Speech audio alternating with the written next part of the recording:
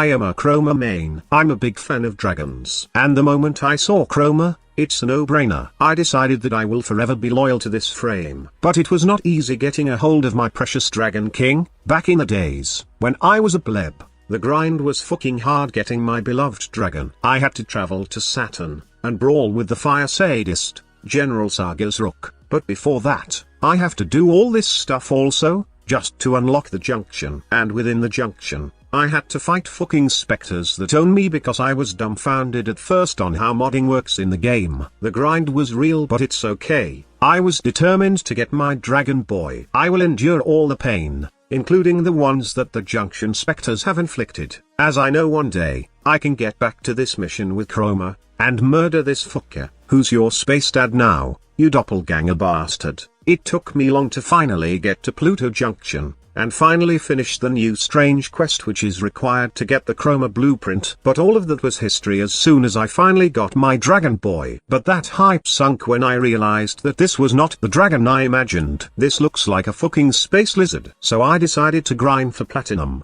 and buy the Chroma Dynasty collection. Now this looks like a fucking dragon lord. Dragon warrior suit, check. Fire breathing, check. Impenetrable dragon skin, check. There's only one thing left, and that is to fly like a real dragon. This is the moment of truth. This is where my journey as a badass dragon in Warframe starts. This is... Oh. What the hell? What just happened? Well, at least it can follow you around. Come here, boy. Oh dang it. Abandon life. Time to commit suicide. Although my dream of becoming a flying, fire-breathing dragon died that day, my hopes of Chroma being great remains. And then, Vex Armor happened. The day when I saw my Chroma dealt a million damage, was the day my dragon heart passionately beats for this frame. I was not just a boss killer, I was a giant slayer. With insane damage, plus extreme tankiness, I was happy that I am a Chroma main.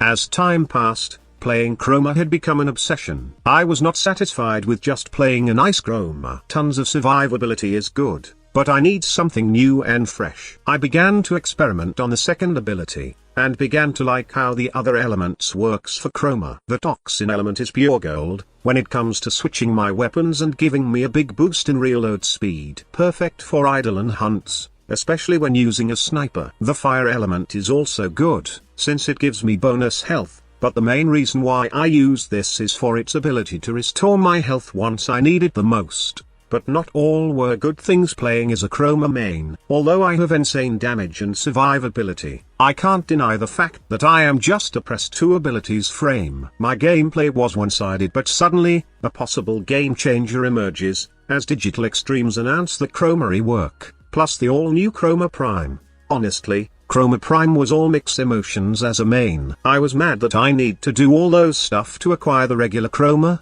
and then comes out Chroma Prime, which can easily be acquired in fucking prime cabbages. Although there was anger inside, it vanquished when I remembered the fact that I was there when Chroma was hard to get as a beginner. I was one of the first that grinded hard for each parts. It was a bragging right for me, and I just think of Chroma Prime as the ultimate reward for all those hard work.